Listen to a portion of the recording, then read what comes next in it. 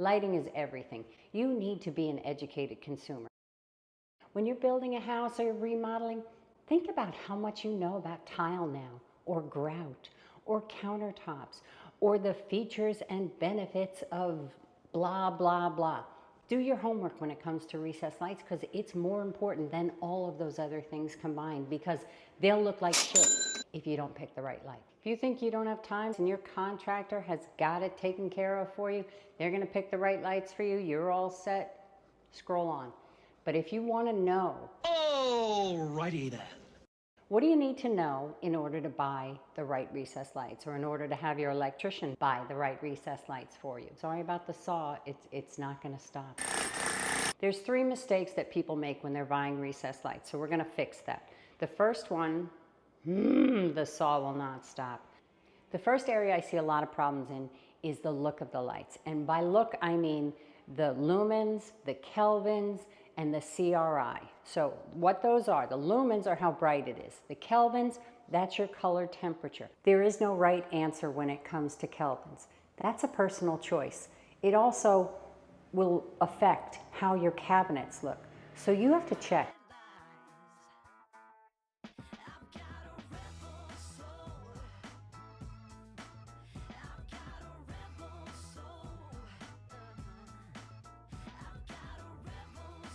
And the CRI, that's the quality of light, because you can have a really bright light that sucks. It's like they're sawing on my head.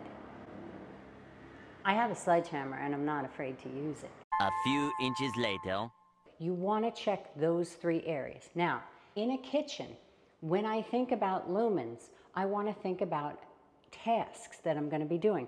This is the one area where I want bright lights because I don't want to chop my fingers off. She chopping broccoli. Typically 700 to 1,000 or more lumens is going to be adequate for task lighting. Now that doesn't mean that every light has to be 700 to 1,000 lumens, but where you're doing tasks, you want to have approximately that much light in order to see. And as we get older, we want more because we lose it. So where I have tasks in here would be the countertops, the island. I'm going to want to have recessed lights that hit these countertops. When I started doing research about this, I looked online, and of course, there's crappy formulas out there.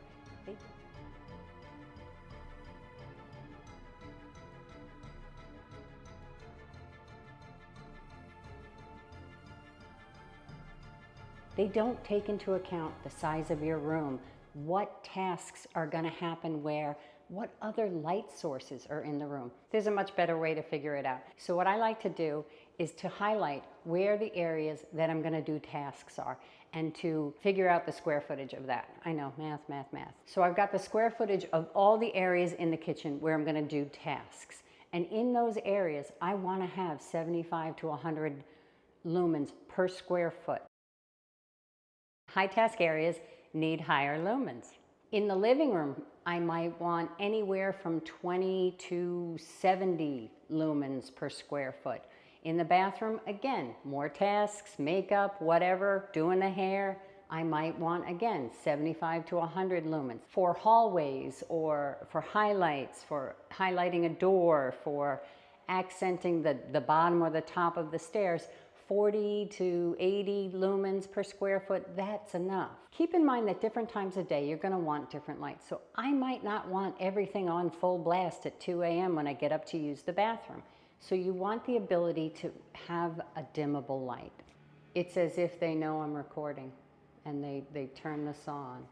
The last thing when it comes to the looks is the CRI, or the Color Rendering Index. And that's a scale that measures how good the quality of light is. So it goes from 0 to 100, 100 being daylight, beautiful, perfection. You want lights that are 90 or above. Where on earth is it reasonable for your skin color to be green, unless you're in Wicked? Who's verifying? Where are they coming from? Check the brands. Once we've got the look, we need to think about the size. There he goes again. Problem number 2 is the size of recessed lights. And most people don't know what's out there. You can get a light that is 1 inch with no trim that's just like a pinhole shooting light from the sky, all the way up to a 6-inch and beyond recessed can. So when it comes to the size, there's 3 things you need to consider. First is the trim kit. So that's the actual size, the hole that we see from down below. Then there's the bulb size, the lens size. And then there's the beam spread, my favorite. A client told me the other day that her contractor had told her that 6-inch cans were more traditional and in keeping with her home. Don't ever buy that crap. 6-inch cans are cheaper. You have to use less of them because they create more glare and more Swiss cheese in your ceiling. More desirable or somewhere in the 2 to 4 inch range. Trim kit sizes are going to be dependent on your budget because larger ones are going to be less expensive. They're going to be dependent on if you're doing a remodel and you already have holes and you don't want to patch them. It's going to be dependent on what you're hoping to achieve. A bigger bulb is going to cast a wash of light. So if that's what you're hoping to achieve, bigger trim kits are going to get that done. When it comes to the bulb, the size of the lens or the bulb is going to vary from manufacturer to manufacturer. Now, I always say smaller is better, right?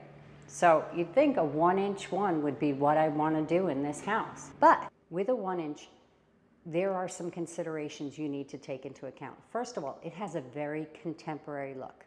Not modern. We know the difference between contemporary and modern, but it has a very contemporary look. It also has less of a surface area. So the bulb itself, the lens, has less room, starting point, to shoot light down. So that beam spread, although it may be 35 degrees, is going to be different than a 2-inch or a 4-inch bulb with a 35-degree beam spread. A 1-inch light has a smaller surface area. So when you use a smaller light, you're going to need more of them in order to not have shadow. It's also a smaller bulb. So in order to get the lumens that I might want, 1,000 on the countertops, they can get pretty pricey. So in the interest of sending my other daughter to college, I'm going to go with a 2-inch lens size because that gives me a lot of trim kit options. It also gives me a small enough bulb, small enough lens to sufficiently light the space and get the lumens that I want. 2 to 4 inches for a lens size is pretty common. 2 inches is really what I'm seeing in higher end construction. The last mistake I see is not considering the amount of control that you have over the light. And you can do lots of amazing things with these new lights, technology and all that kind of stuff. You know what I'm talking about? I have no idea. But you can have it talk to your phone. I can turn the lights on. I can dim them, do all kinds of stuff with all of these new compatible lights. And one of the cool aspects of control that you can have is with CCT, or color correlated temperature, or color changing technology. And that's where you can change the temperature of a lens from 2,700 Kelvin up to 5,000 or 6,000 Kelvin, which is going from really warm, yellowy orange light to a bluish white surgery kind of light. A lot of these new modules come with the ability to change the color temperature, change the kelvins of the light so that you have more control. Now, you have to consider whether or not you want that control, because with the CCT switches on the back of a light, once you put it up there, it's not that easy to take it back down and turn it, change it to a different temperature, put it back up there. I mean, the dirty fingerprints, clean white ceilings, you know, we don't want to mess with that a lot. So you have to consider if the CCT option is something that you want, because if you've decided you want 3,000 Kelvin in your kitchen with the ability to dim it to, say, 2,200 Kelvin with a dim to warm feature, you can do that without paying the extra that a CCT module might have. So you have to consider what kind of control you want. The dim to warm options that a lot of good companies have, or the HCL feature, the human-centric lighting,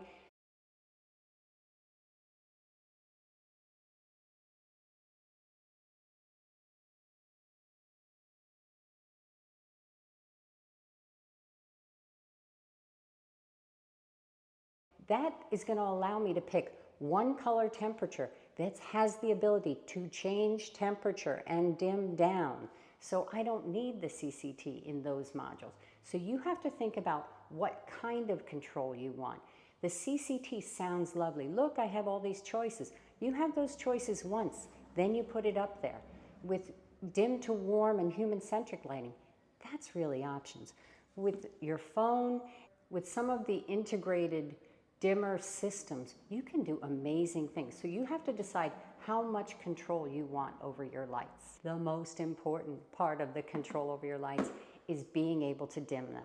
So check that the fixture that you chose, the lens that you picked, is dimmable, because they're not all dimmable. And while you're at it, make sure that you get the correct dimmer to go with the kind of light that you chose, because some lights will dim on your regular dimmer you buy from Home Depot.